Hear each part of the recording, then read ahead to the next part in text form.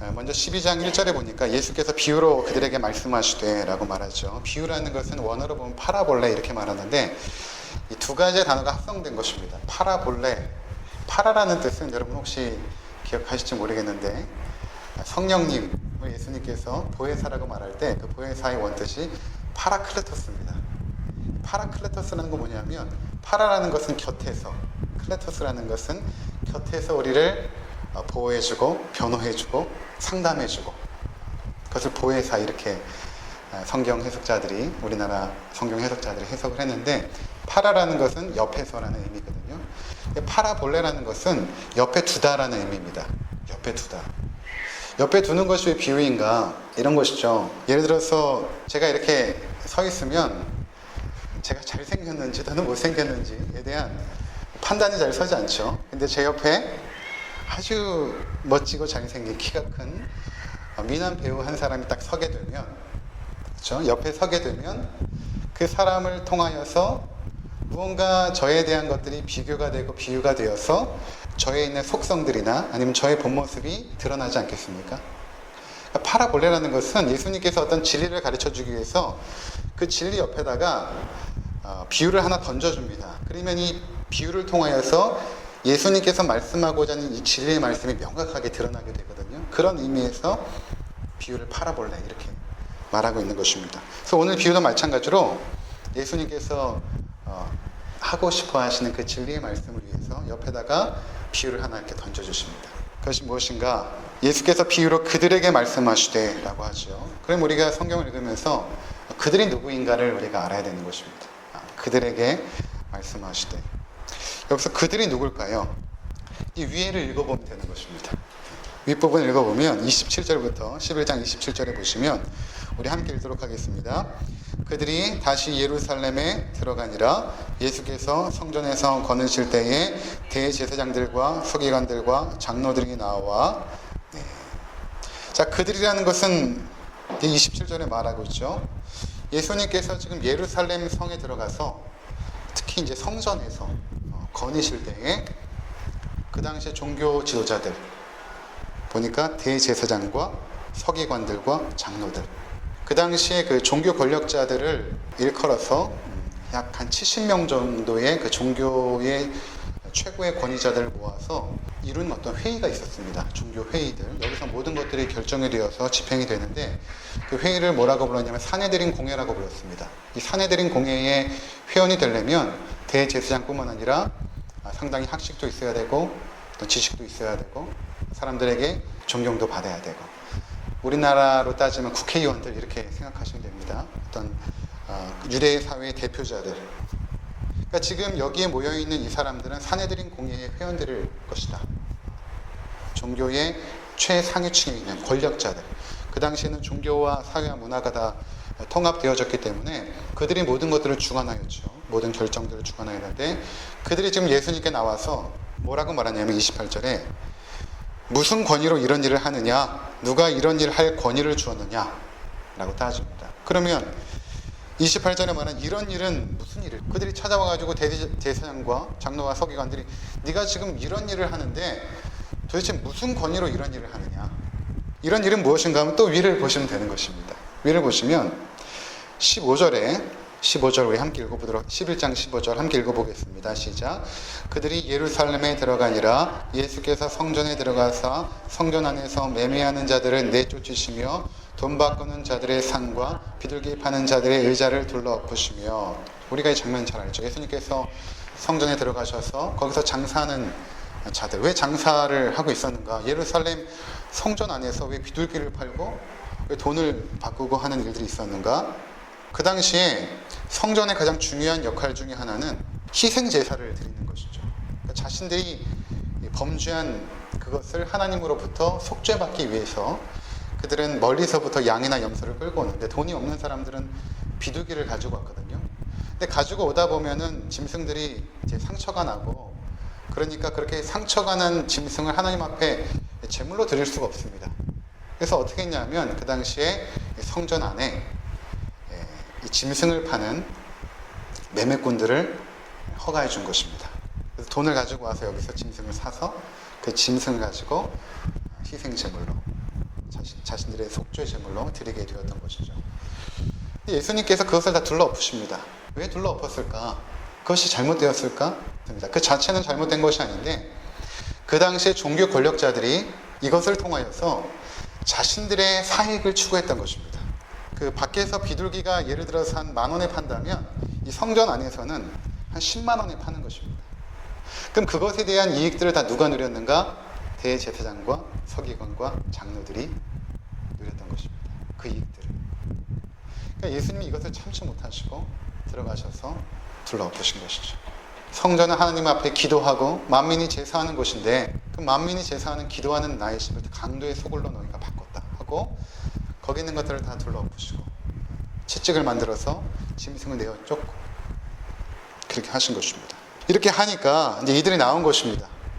그러면서 네가 지금 무슨 권위로 이런 일을 하느냐.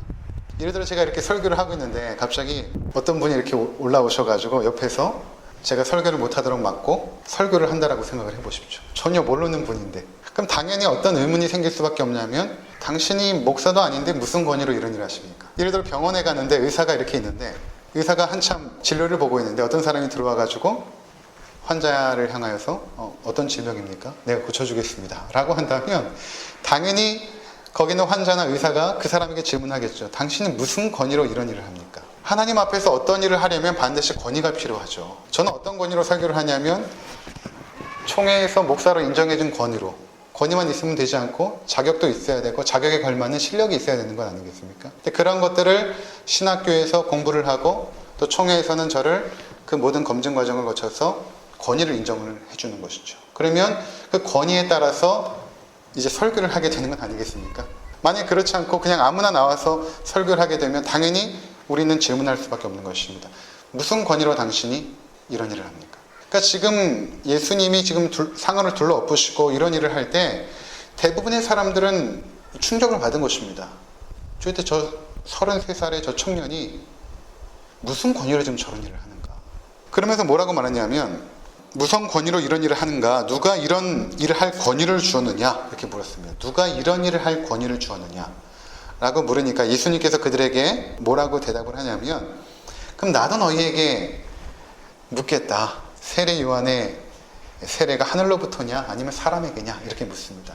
이것은 그 당시에 종교 권력자들이 대답하기가 참으로 힘들었습니다. 왜냐하면 세례 요한은 예수님을 증거한 마지막 선지자였기 때문에 그의 세례가 하늘로부터 온 것이다 라고 하면 예수님을 인정할 수밖에 없는 것이고 그렇지 않다라고 한다면 그 당시 대부분의 사람들은 세례 요한을 존경하고 믿음의 사람으로 인정했기 때문에 이것은 백성들에게 지탄받을 만한 그런 일이 되었거든요. 그러니까 이들이 대답을 하지 않습니다. 그러니까 예수님께서 그럼 나도 무슨 권위로 너희에게 이런 일을 하는지 대답하지 않겠다라고 말씀하십니다. 지금 이런 상황인 것입니다. 배경은 예루살렘 성전 안 비둘기를 팔고 있는 사람들을 내어쫓고 돈 바꾸는 사람들을 내어쫓고 그런 상황 속에서 종교 지도자들, 대표들이 나와서 예수님께 무슨 권위로 이런 일을 하느냐라고 묻고 있고 그 속에서 예수님께서 나도 어떤 권위로 너희에게 이런 일을 하는지 대답하지 않겠다라는 이 상황 속에서 오늘의 비유가 던져진 것입니다. 자, 그들이 이제 지금 그런 사람들이다라는 것입니다. 그들에게 말씀하시되 한 사람이 포도원을 만들어 이제 비유가 시작됩니다. 한 사람이 포도원을 만들어 산 울타리로 두르고 즙 짜는 틀을 만들고 망대를 지어서 농부들에게 새로 주고 타국에 갔더니 그 당시에 농경 문화를 보면 대지주가 있었고 이 대지주들은 엄청난 땅을 소유했습니다. 대부분의 그 농부들은 땅을 소유하지 못했거든요. 지주의 땅을 소작농으로 농사를 지어서 거기에 대한 소출을 주인에게 바치고 얼마를 자신들이 취득하는 그런 어떤 농경 사회였습니다. 우리가 잘 알다시피 팔레스타인 이 지역은 무화과라든가 포도나무가 굉장히 많죠. 이 갈릴리 북쪽에는 물이 좀 많아가지고 포도는 잘 자라는데 밑에 지방은 물이 없습니다. 지금도 가보면 갈릴리 호수에서부터 위쪽에 있는 그 물을 호수로 연결해가지고 또는 이렇게 수로를 연결해가지고 이 포도나무에 한 방울 한 방울 떨어뜨려서 이 포도나무를 키우는 것을 제가 본 적이 있는데 그래서 포도가 굉장히 잘 자랍니다. 이 북쪽뿐만 아니라 남쪽 지역도 굉장히 잘 자라는데 포도가 풍성한 지역, 포도나무가 풍성한 지역이 바로 이 지역이었죠. 그래서 많은 경우에 이 대지주들이 이 포도나무를 심고 거기서 수확한 것들로 사업을 진행을 했는데 여기서도 마찬가지입니다. 한 사람이 포도원을 만들어 산에 울타리로 이제 두릅니다.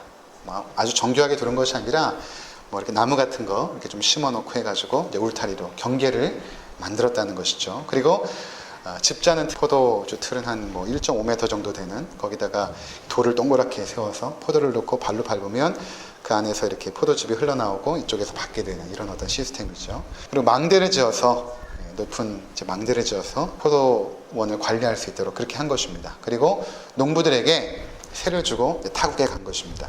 이제 우리가 때가 이름에 때라는 것은 어떤 때냐면 이 원문에 보면 포도가 수확할 때 소작농들이 포도나무를 이제 1년 동안 또는 몇 개월 동안 잘 자라게 하고 해서 수확하는 때가 된 것입니다. 수확하는 때가 되어서 농부들에게 포도원 소출을 얼마를 받으려고 한 종을 보냅니다. 그랬더니 그들이 어떻게 했냐면 종을 잡아서 심히 때리고 거저 보내거나 이 소출을 당연히 내놓아야 될 종들이 주인이 보낸 그 종을 심히 때립니다. 그리고 거저 보냅니다. 4절에 다시 다른 종을 보내니 그의 머리에 상처를 내고 능욕하였거늘. 그 주인이 다른 종을 보내는데 이번에는 머리에 상처를 내고 능욕하였다.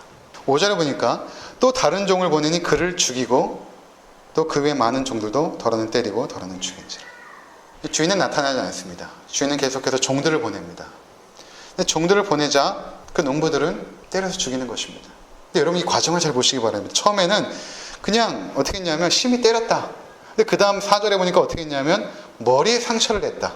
그래 능욕하였다. 능욕이라는 것은 이 유대 문화에서는 굉장히 수치스러운 것이거든요. 그러니까 우리나라랑 문화가 좀 비슷한 것 중에 하나가 수치 문화가 있습니다. 예를 들어서 요한복음 2장에 뭐 혼인잔치에 포도주가 모자라니까 당황하지 않습니까, 사람들이?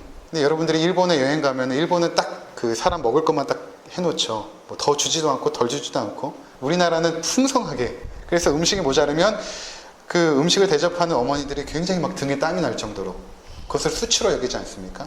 이런 수치 문화. 또 예수님께서 산상순에 오른편 뺨을 때리면 왼뺨을 내어내라. 오른편 뺨을 맞았다는 것은 굉장히 큰 수치였거든요, 그 당시. 능욕이라는 것은 그 사람에게 수치를 줬다는 것입니다. 아주 부끄러움을 준. 그러니까 예수님께서 침뱉음을 당하고 따귀를 맞고 옷을 다 벗겨서 십자가에 달렸다는 것은 모든 인간의 존엄성이 다 말살된 그 당시의 문화로서는 가장 수치스럽고 가장 비참한 그런 지경이죠. 그러니까 사람이 가장 비참한 게 능욕입니다, 사실은. 왜냐하면 인간의 존엄성을 말살하는 것이 능욕이기 때문에. 그것을 인간은 참지 못하거든요. 오히려 그냥 죽이면 괜찮은데 죽이지 않고 그 사람의 존엄성을 파괴하고 부끄러움을 주고 창피를 주고 그 사람의 모든 자존심과 그 모든 것들을 다 뭉개 때렸을 때 인간은 그 속에서 살아갈 가치를 느끼지 못합니다. 근데 지금 이 사람들이 어떻게 했냐면 능욕하였다. 머리에 상처를 내고 능욕하였다. 세 번째는 어떻게 했냐면 그들을 죽여버립니다. 이 과정이 점점 어떻게 됩니까? 죄가 더 파괴적이죠.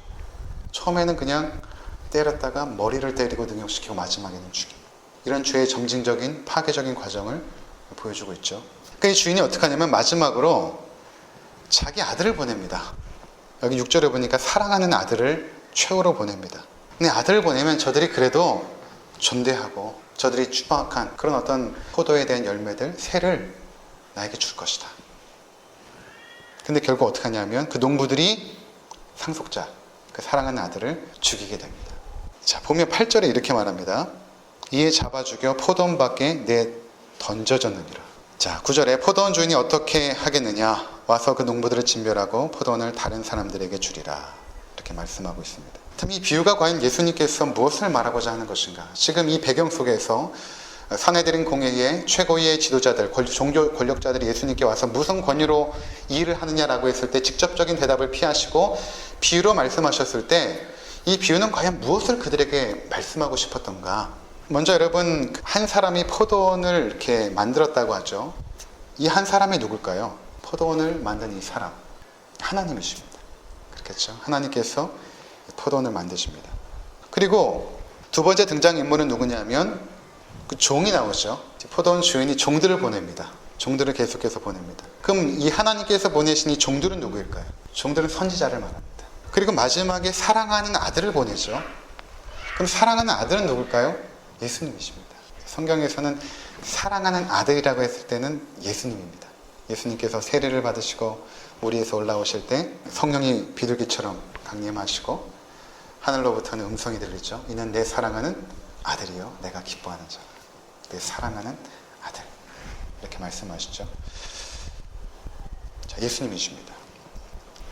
그러면 주인이 보낸 종들과 아들을 죽인 그 농부들은 누굴까요? 당시 예수님께 나와서 네가 무슨 권위로 이런 일을 하냐 라고 했던 종교 권력자들을 말하는 것입니다. 자, 그들을 향해 예수님께서 이 비유를 드신 것이죠. 예수님께서 무슨 권위로 이런 일을 하느냐에 대한 대답으로 이 비유가 주어졌다는 것입니다. 결국에는 이 비유는 권위에 대한 비유겠죠. 예수님이 무슨 권위로 이런 일을 하는가? 바로 하나님께서 계속해서 선지자를 보내어 너희를 통하여 열매 맺기를 바랬는데 너희는 열매를 맺지 못하여 마침내 그의 아들 존귀한 예수 그리스도 바로 나를 이 땅에 보냈는데 너희가 나를 영접치도 아니하였고 존대히 여기지도 아니하였고 마침내 나를 너희가 죽일 것이다. 내가 하나님의 권위로 이 땅에 와서 그분의 사역을 하는데 너희는 나를 존대하지 않고 결국에는 죽이게 될 것이다 라는 것을 예수님께서 지금 그들에게 말씀하고 싶었던 것입니다. 우리가 이 비유를 바르게 이해하기 위해서 이사야 5장 말씀을 보고 와야 되는데 이사야 5장을 한번 보도록 하겠습니다. 나는 내가 사랑하는 자를 위하여 노래하되 내가 사랑하는 자의 포도원을 노래하리라. 내가 사랑하는 자에게 포도원이 있으며 심히 기름진 사내로다. 땅을 파서 돌을 취하고 극상품 포도나무를 심어도다. 그 중에 망대를 세웠고 또 그 안에 술틀을 팠도다. 좋은 포도 몇 개를 바랐더니 들포도를 맺었도다. 예루살렘 주민과 유다 사람들아 구하노니 이제 나와 내 포도원 사이에서 사리를 판단하라. 내가 내 포도원을 위하여 행한 것 외에 무엇을 더할 것이 있으랴. 내가 좋은 포도 몇 개를 기다렸거늘 들포도를 맺음은 어찌됨인고. 이제 내가 내 포도원에 어떻게 행할지를 너에게 이르리라.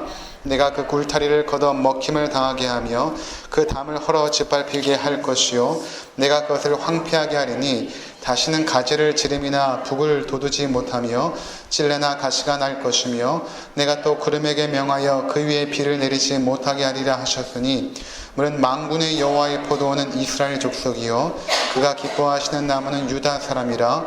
그들에게 정의를 바라셨더니 도리어 포악이요 그들에게 공의를 바라셨더니 도리어 부르짖음이었도다. 지금 예수님께서 그 당시의 종교 권력자들에게 이 배경을 통해서 말씀하신 것이거든요. 당연히 그들은 이사야 5장의 말씀을 알죠. 이 포도원의 노래라는 이 말씀을 그들은 너무나 잘 알고 있었던 것입니다. 이 비유를 통해서 예수님께서 이사야 5장을 통해서 그들에게 이제 말씀하시는 것입니다. 내가 지금 하나님의 권위로 너희가 있는데 와서 이런 일을 하는데 너희가 이 권위를 인정하지 않았고 결국 죽였기 때문에 너희에게 남겨진 것은 하나님의 공의로운 심판뿐이다 라는 것을 말씀하셨던 것입니다. 역대하 36장 15절에서 16절 함께 보겠습니다. 그 조상들의 하나님 여호와께서 그의 백성과 그 거하시는 곳을 아끼사 부지런히 그의 사신들을 그 백성에게 보내어 이르셨으나 그의 백성이 하나님의 사신들을 비웃고 그의 말씀을 멸시하며 그의 선자를 욕하여 여호와의 진노를 그의 백성에게 미치게 하여 회복할 수 없게 하였으므로. 하나님께서 계속해서 그의 사신들, 그의 종들을, 선자들을 계속해서 보내시죠. 구약에서 계속해서 보내십니다. 왜 보내셨는가? 그것은 이스라엘 땅의 극상품의 포도, 이스라엘 백성들을 심어놓고 그들을 통하여 아름다운 열매들을 맺기를 원하셨으나 그들이 맺지 않고 도리어 우상을 숭배하고 들포도를 맺는 가증스러운 삶을 살아가자 하나님께서는 계속해서 선지자를 보내서 그들을 회개하여 돌이키게 하셨던 것입니다. 돌이키라. 근데 그들이 돌이키지 않았던 것입니다. 오히려 하나님의 사신들을 비웃고 그 말씀을 멸시하여 선지자를 욕하여 여호와의 진노를 그의 백성에게 미치게 하여서 회복할 수 없게 했던 것입니다. 그러니까 하나님께서 선지자를 보내시고 그의 종들을 계속해서 보내신 목표는 무엇인가 하면, 목적은 무엇인가 하면 회복시키는 것이었습니다. 이스라엘 땅에 그들을 심으신 그 목적, 하나님 나라를 세우고 그 땅의 아름다운 백성으로 살아가는 그 목적을 이루시길 원하셨는데, 그 회복의 사역을 하나님께서 원하셨는데 그들은 회복하지 않았던 것입니다. 예레미야 6장 8절입니다. 예루살렘에 나오는 훈계를 받으라. 그리하지 아니하면 내 마음이 너를 싫어하고 너를 황폐하게 하여 주민이 없는 땅으로 만들리라. 하나님께서 그들을 계속 훈계하는 이유가 있습니다. 그것은 그들을 돌이키도록, 회복하도록 만들기 위해서 선지자들을 계속 보냈던 것입니다. 휴가 중에 이제 우리 큰아이가 둘째를 때려가지고 엄마한테 혼난 것입니다. 아침을 잘 먹고 둘이 놀다가 이제 의성이를 때려가지고 예수가 엄마한테 이제 혼을 났어요. 호되게 혼을 나고 나서 아이가 처음으로 엄마한테 와서 말하기를 엄마 죄송해요. 처음으로 엄마 죄송해요. 그래서 엄마가 처음 들은 말이니까 누가 너 시켰니? 그랬더니 시키지도 않고 자기가 마음속에서 엄마의 마음을 아프게 하고 내가 동생을 때리는 것이 잘못한 거를 자기가 인정해서 엄마 죄송해요 이렇게 말한 것이죠. 그 얘기를 저한테 하는데 제가 그 얘기를 듣고 너무 이제 기뻤습니다. 우리 아내도 마찬가지로 기뻤죠. 왜냐하면 자기 잘못을 아니까. 자기 잘못을 알고 부모에게 와서 엄마 죄송해요. 하나님의 마음은 그런 것입니다. 하나님의 마음은 아무리 자식들이 잘못하고 죄를 짓고 해도 계속해서 그의 종을 보내셔서 그들을 훈계하고 징계하셔서라도 돌이키길 원하시죠. 돌이키길 원하십니다. 여러분 구약에 하나님께서 하시는 말씀을 잘 보시면 선지자들을 통해서 하신 말씀을 보시면 대체로 이런 말씀입니다. 내가 너희가 이제 너무나 싫다. 내가 너희에게서 나의 얼굴을 돌려버리리라. 너희를 향한 나의 마음은 재앙이 아니고 너희를 살리고 행복하게 하는 것인데 너희가 나의 뜻을 버리느냐. 내가 너희의 남편이 되었는데 왜 남편을 버리고 떠나느냐. 절절히 하나님의 그 사랑의 마음, 애틋한 아버지의 마음을 계속 표현하십니다. 선지자들을 통해서. 그런데 또 그들은 회개하지 않습니다. 내가 너희를 진노하고 재앙을 내리리라 라고 했을 때 하나님의 마음은 어떤 마음이냐면 그들이 돌이키기를 원하는 마음이지 죄악 가운데 재앙을 주기를 기뻐하는 마음이 결코 아닙니다. 어떻게 부모가 너 집 나가 라고 했을 때 그것이 집을 나가라는 말이겠습니까? 내가 너의 부모가 아니다 라고 했을 때 부모의 마음이 정말 자식의 부모가 아니라는 말이 아니지 않습니까? 그만큼 부모의 마음은 네가 돌이켜라. 네가 그 잘못된 행위를 돌이켜서 회복하고 다시 아버지의 사랑을 받는 그 자녀의 자리로 들어가서 열매 맺는 하나님의 백성으로 살아라 라는 것을 하나님께서 원하셨던 것입니다. 그래서 계속해서 선지자를 보내도 그들이 듣지 않았던 것입니다. 끝까지 듣지 않았던 것입니다. 마지막 선지자가 누구였냐면 세례 요한이었거든요. 세례 요한까지도 그들은 배척하여 결국에는 종교 권력에 의해서 죽임을 당하죠. 그리고 마침내 하나님께서 어떻게 했냐면 그렇다면 내가 나의 아들을 보내리라 결정하신 것입니다. 내가 나의 종들을 보내어도 저들이 회개하지 않는다면 나의 마지막 방법은 아들을 보내는 것이다. 그렇다면 저들이 회개하지 않을까? 돌이키지 않을까? 하나님의 권위를 가지고 이 땅에 온 자신의 아들, 그 사랑받는 그 아들을 보내면 저들이 회개하지 않을까? 라는 기대감으로 하나님께서 사랑하는 아들을 이 땅에 보내신 것입니다. 그러니까 예수님께서 지금 이 비유를 드신 것은 구약과 지금 예수님께서 이 땅에서 오셔서 하셨던 그 당시에 그 모든 그 구속사의 내용들을 하나의 비유를 통해 말씀하신 것입니다. 아버지께서 농부가 되어서 너희에게 아름다운 열매를 맺게 하려고 너희를 회복시키고 너희를 하나님의 자녀된 모습, 아름다운 모습으로 회복시키려고 계속해서 보낸 선지자들을 너희는 죽였고 그 죄악들은 처음에는 크지 않았으나 계속해서 그 파괴력은 점점 강해졌고 마침내는 아들까지 너희가 죽였다. 그렇다면 너희에게 남은 것이 무엇인가? 그것은 하나님의 진노와 심판밖에 없다는 것입니다. 이 말씀을 지금 예수님께서 하신 것이죠. 그래서 히브리서 11장에 보면 예수님께서 죽임을 당하시는데 어디서 죽임을 당하냐면 영문 밖에서 죽임을 당했다. 포도원 밖에서 죽임을 당했다라는 그 말씀을 히브리서 기자는 영문 밖에서 예수님께서 죽임을 당했다 라고 말씀하고 있다는 것입니다. 자, 그렇다면 우리가 생각해 봐야 될 게 무엇인가 하면 왜 이 포도원 농부의 비유에서 왜 주인이 보낸 종들을 이 농부들은 죽였을까? 왜 죽였을까? 그들이 이 포도원을 소유하려고 그랬을까? 그런 탐심 때문에 죽였을까? 당시 문화로서는 그것은 불가능합니다. 그들이 그 거대한 그 포도원을 아무리 그 농부들이 뭉쳐가지고 빼앗으려고 해도 빼앗을 수가 없죠. 왜냐하면 그 대지주는 엄청난 그 물자와 그 권세로 충분한 공권력을 통하여서 그것을 빼앗을 수 있기 때문에 그것은 불가능했습니다. 그 왜 종들이 왜 죽였을까? 왜 농부들이 왜 종을 죽였을까? 다시 이사야 5장으로 여러분 한번 보시면 4절 함께 읽도록 하겠습니다. 4절 시작. 내가 내 포도원을 위하여 행하가 뇌에 무엇을 더할 것이 있으랴? 내가 좋은 포도 맺기를 기다렸거늘 들포도를 맺으면 어찌 되는고. 2절에도 마찬가지입니다. 극상품 포도나무를 심었는데 좋은 포도를 못 맺고 들포도를 맺은 것입니다. 전혀 그 가치가 없는 것입니다. 그러니까 그들이 열매가 없었던 것이죠. 이것은 무슨 말인가 하면 나중에 이제 그 7절에 말하면 7절에 보시면 이렇게 말하지 않습니까? 만군의 여호와의 포도원은 이스라엘 족속이요 그가 기뻐하신 나무는 유다 사람이에요. 하나님의 백성을 말합니다. 하나님 구약의 하나님의 백성들이 하나님께서 그들에게 율법을 주시고 이 그 포도원에 이제 경기를 두었다라는 것은 율법을 의미하거든요. 법은 어떤 그 하나님의 백성을 보호하는 틀입니다. 하나의. 우리가 법의 울타리 이렇게 말하지 않습니까? 법의 울타리. 그러니까 법이라는 것은 그 사람을 징계하고 판단하기 위해서 주신 것이 아니라 그의 백성들을 보호하기 위해서 주신 것이거든요. 율법의 울타리로 그들을 보호하신 것입니다. 근데 그들이 그 율법을 어겼을 뿐만 아니라 그 극상품의 포도나무를 심었는데 계속해서 나오는 것은 들포도, 전혀 합당한 열매들을 맺지 못하고 있는 것입니다. 이것은 무슨 말인가 하면 하나님께서 그의 백성들을 통하여 이루고자 하시는 그분의 놀라운 하나님 나라의 아름다운 그 가치 또는 그 모습들, 그것은 결국에는 하나님의 아름다운 백성들을 창조해내는 것인데 이스라엘 백성들은 이것에 실패했다는 것입니다. 그들의 능력과 그들의 노력으로는 결코 하나님의 목적에 이를 수 없다. 율법으로는 이룰 수 없고 그들이 스스로 노력해서도 하나님이 원하시는 삶을 그들은 살아내지 못한다는 것을 말하는 것입니다. 오히려 그들의 죄는 점점 더 폭력적이고 점점 더 가증해졌다는 것입니다.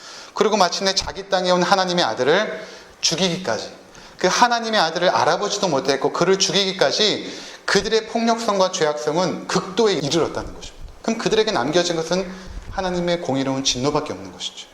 인간의 노력과 인간의 의지와 인간의 지혜와 그 어떤 것으로도 하나님이 원하시는 열매를 맺을 수 없다는 것입니다. 그렇기 때문에 그들이 참 아들이 왔을 때, 하나님의 아들이 왔을 때 그들이 깨달은 건 뭐냐면 다 들포도인데 극상품의 포도가 온 것입니다. 극상품의 포도가 나타났을 때 그들이 깨달은 건 뭐냐면 처음에 몰랐는데 그들 안에 있는 어둠과 죄악들이 폭로되기 시작한 것입니다. 뭐 예를 들어서 회사에서 직장 생활을 하는데 그들이 다 막 편법을 쓰고 막 불법을 저지르는데 어느 순간에 참 신실한 그리스도인이 와가지고 회의 중간에 죄송하지만 제가 한 말씀 드리겠습니다. 이렇게 하는 것은 올바르지 않습니다. 라고 말했을 때 거기에 있는 모든 사람들은 그 사람 때문에 자신의 죄가 폭로됩니다. 그럼 어떻게 하고 싶냐면 저 사람을 죽이고 싶어 합니다. 그 빛이 강할수록, 그 빛이 찬란할수록 그 더러움들이 더 폭로되기 때문에 죽이고 싶어 합니다. 그래서 지금 그 종교 권력자들은 예수께서 이 땅에 오셔가지고 성전을 청결하게 하고 그 아름다운 광채를 비쳤을 때 회개하고 주님의 발 앞에 무릎을 꿇은 것이 아니라 그 찬란한 빛을 어떻게 하면 죽이려고 했던 것입니다.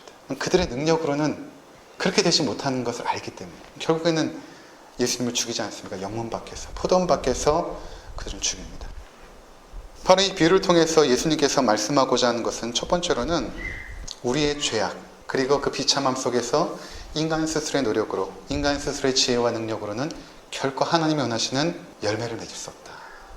두 번째로는 이제 이 비유가 결론적으로 어떻게 맺어지냐면 다시 이제 돌아가야겠는데 마가복음 12장으로 결론을 맺도록 하겠습니다. 마가복음 12장에 결론적으로 예수님께서 말씀하십니다. 너희가 성경의 건축자들의 버린 돌이 모퉁이의 머릿돌이 되었나니 이것은 주로 말미암아 된 것이요 우리 눈에 놀랍도다함을 읽어보지 못하였느냐 하시니라. 건축자들이 돌을 이렇게 건축하려고 하다가 버려버립니다. 왜 버리는가? 자신이 원하는 건물에 이것이 합당하지 않다라고 판단이 되어진 것이죠. 그러니까 그 당시에 건축자들은 누구냐면 종교 지도자들인데 자신들의 판단과 생각에 예수 그리스도라는 이 보배한 가치가 그동안 생각했던 하나님의 아들 메시아의 모습과는 전혀 달랐던 것입니다. 그래서 버려버리죠. 근데 그것이 모퉁이 돌이 되었다. 그 당시 그 문화 보면 모퉁이 돌을 가운데에 세우고 좌우에 돌을 놓아서 건물을 짓거든요. 이것이 에베소서 2장에 보면 예수께서 성전의 모퉁이 돌이 돼요. 바로 교회를 세우는 가장 모퉁이 돌이 예수 그리스도. 예수 그리스도를 통하여서만 너희가 하나님의 성전 하나님의 백성이니까 하나님의 백성이 된다라는 것을 의미하는 것입니다. 예수 그리스도를 통해서만 너희가 거룩한 그분의 백성으로 살아갈 수 있게 됨을 우리 가운데 말씀하고 있는 것입니다. 그리고 마지막은 권위에 대한 것입니다. 그렇다면 너희가 결국 의지하고 바라봐야 될 권위는 무엇인가? 예수 그리스도의 권위밖에 없다는 것입니다. 여러분 이것을 주의 깊게 보셔야 됩니다. 예수 그리스도의 권위 외에는 우리가 그 어떤 권위도 인정할 수가 없습니다. 천주교는 교황의 권위를 인정하죠. 거짓의 권위입니다. 교황의 권위가 말씀의 권위 위에 있죠. 너희는 사도들과 선지자들의 터 위에 세우심을 입은 자라. 그리스도 예수께서 친히 모퉁이 돌이 되셨느니라. 그 안에서 건물마다 서로 연결하여 주 안에서 성전이 되어가고 너도 성령 안에서 하나님의 거하실 처소가 되게 하여 그리스도 예수 안에서 함께 지어져 가느니라.